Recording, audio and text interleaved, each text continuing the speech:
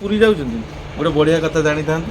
ନୂଆ ବର୍ଷରେ ଯେଉଁ ପୁରୀ ଯିବେ ରାତି ତମାମ ଜଗନ୍ନାଥ ଅନିଦ୍ରା ହେଇକି ଭକ୍ତଙ୍କୁ ଦର୍ଶନ ଦେବେ କାହିଁକି ନା এটা ଇଂରାଜୀ ନୂଆବର୍ଷ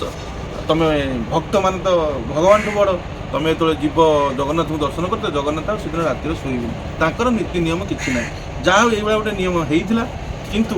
କାଲି ବହୁତ ପ୍ରକାର ପ୍ରେସର ହେଲା ପରେ ସେ ନିୟମଟି ପରିବର୍ତ୍ତନ ହେଇକି କ'ଣ ହେଇଛି ଯେ ରାତି 11ଟା ବେଳେ ପହଡ଼ ପଡ଼ିବ ପୁଣି ରାତି 2ଟା ବେଳେ ଉଠିକି ପୁଣି ଜଗନ୍ନାଥ ଭକ୍ତମାନଙ୍କୁ ଦର୍ଶନ କରିବେ ମୁଁ କହୁଛି ଓଡ଼ିଶାର କେଉଁ ଭକ୍ତଟି ରହିଗଲା ଏତେ ମହାନ ଭକ୍ତ ଯଦି ରାତି 2ଟା ବେଳେ ଯାଉଛନ୍ତି ଦର୍ଶନ କରିବା ପାଇଁ ତାପରେ ରାତି 11ଟା ବେଳ ପର୍ଯ୍ୟନ୍ତ ଅପେକ୍ଷା କରି ରହୁଛନ୍ତି ଜଗନ୍ନାଥଙ୍କୁ ଦର୍ଶନ କରିବା ପାଇଁ ତୁମର ଯଦି ଏତେ ଭକ୍ତି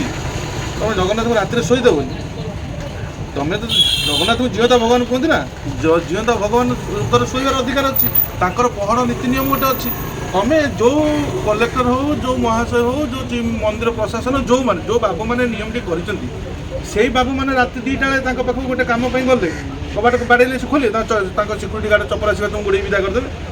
ଜଗନ୍ନାଥଙ୍କ ସାଙ୍ଗରେ ଇଏ କ'ଣ ଜଗନ୍ନାଥ କ'ଣ କଣ୍ଢେଇ ଜଗନ୍ନାଥ କ'ଣ ମାନେ ଭାବିକି ନା ସେ ସେମିତି ମୂର୍ତ୍ତିରେ ଯିଏ ଯିବ ସେଠି ମାନେ ପଇସା ପକେଇଲେ ଖୋଲିକି ଦେଖିଲେ ଏଇଟା ଗୋଟେ ବେପାର ତୁମେ କରୁନ ଏଇଟା ଗୋଟେ ଓଡ଼ିଶାର ଗୋଟେ ଜଗନ୍ନାଥ ହେଉଛନ୍ତି ସବୁଠୁ ବଡ଼ ମାନେ ଇଏ